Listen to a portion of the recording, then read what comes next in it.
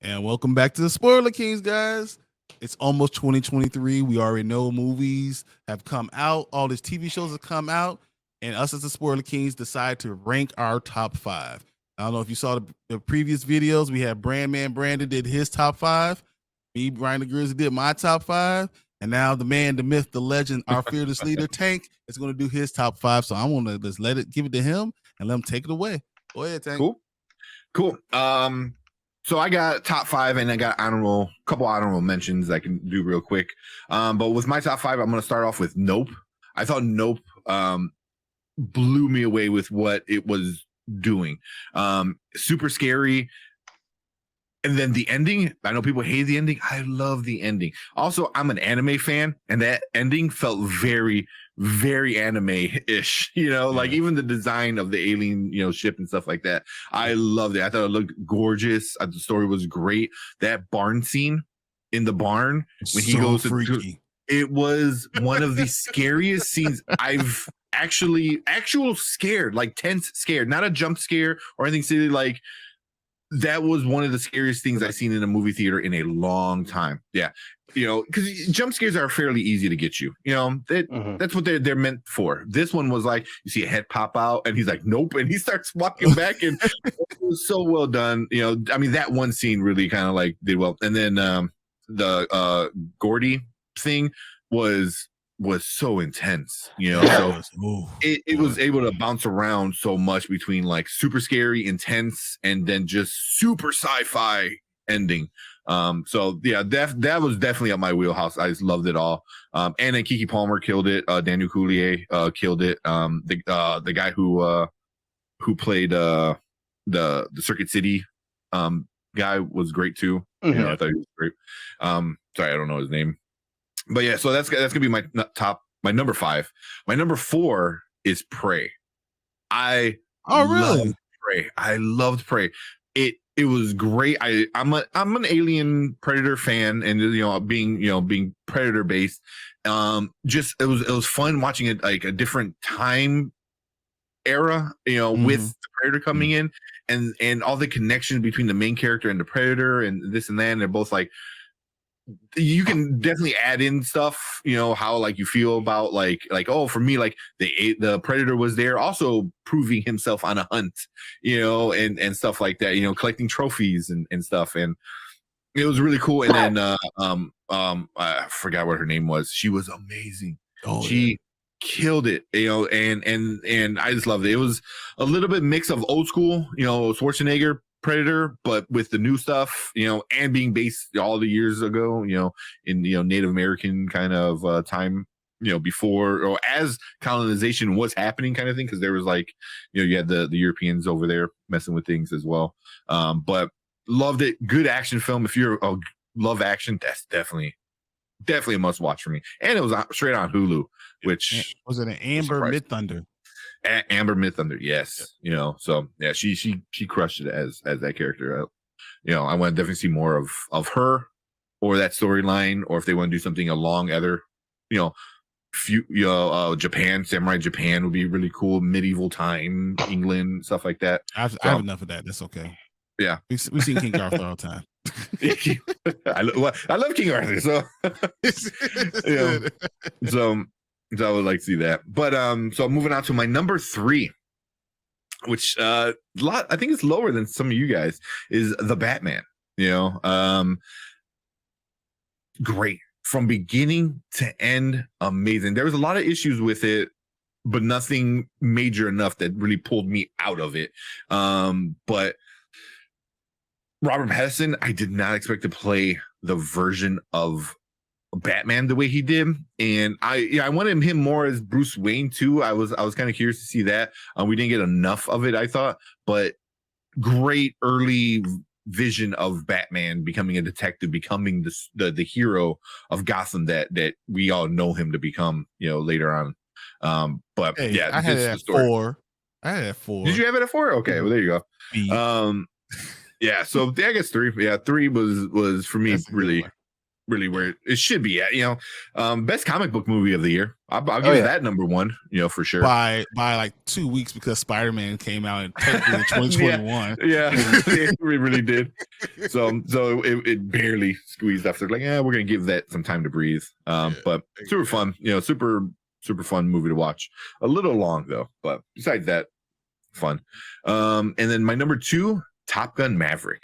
Nice. I know you guys both had it on your list. This was so much fun. It had so much heart and feeling in it. The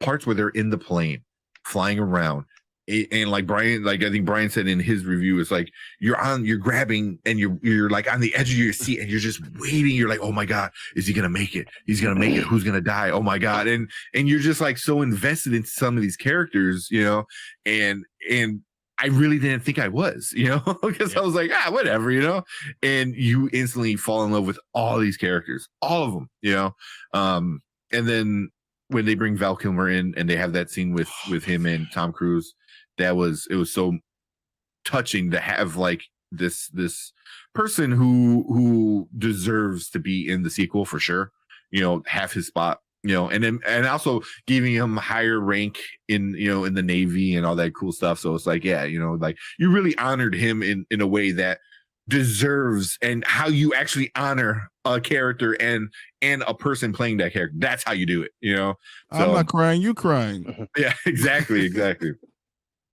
was definitely a touching moment, So before I get into my number 1, I got a couple honorable mentions.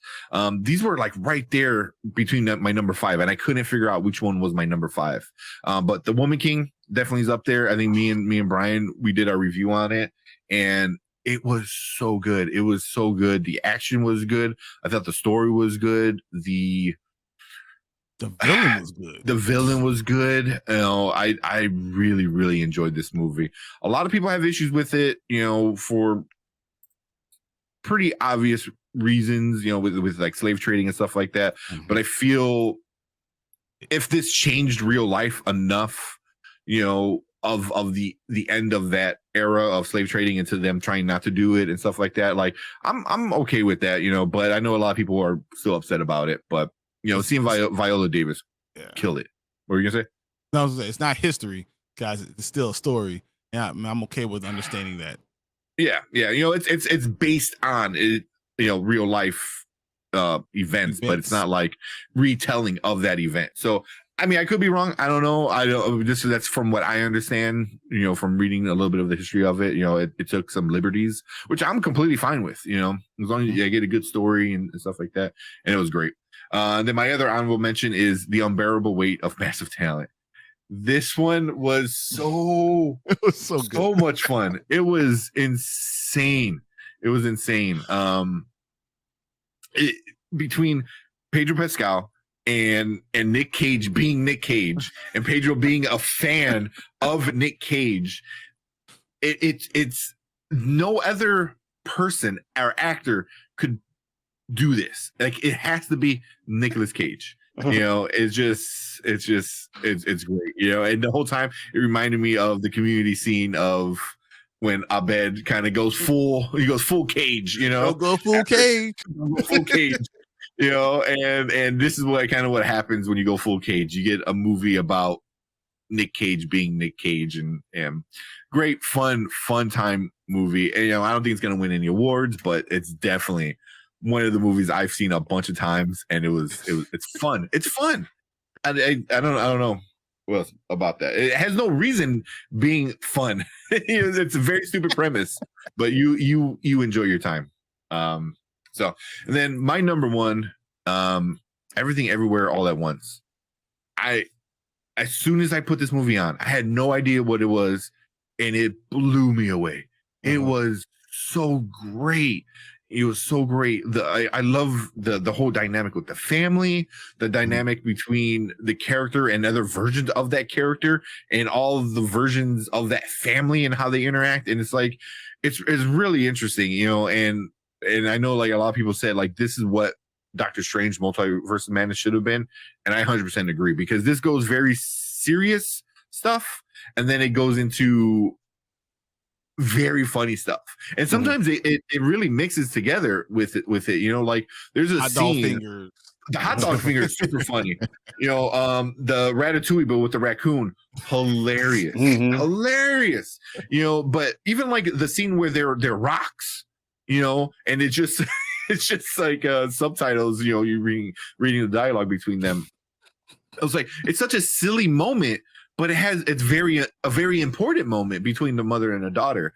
And I was like, that's what the madness of a multiverse should be. It's like, here's a very silly premise of the versions of you, but it's also like it allows you to kind of like, you can't run from each other because you're rocks, so you have to sit there and talk. You know, so and it's funny. And then I think one of them winds up jumping off the cliff or something like that, which is hilarious.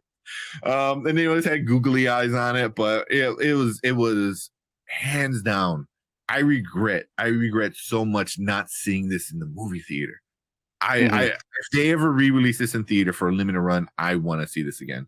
It deserves all the Oscar considerations, you know, and it coming out very early in the year. Usually people forget about that, you know, forget about movies that came out in the first like quarter of the year, you know, because it's all about the end of the year, big runs, and you know what people remember.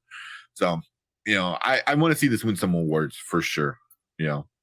But yeah, that's basically my top 5 and a couple honorable mentions. Top 5 for 2022.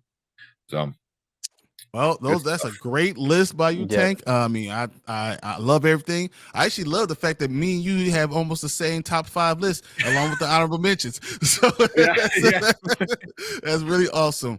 But guys, we want to hear what you guys think about your top 5 list. So please get in the comments.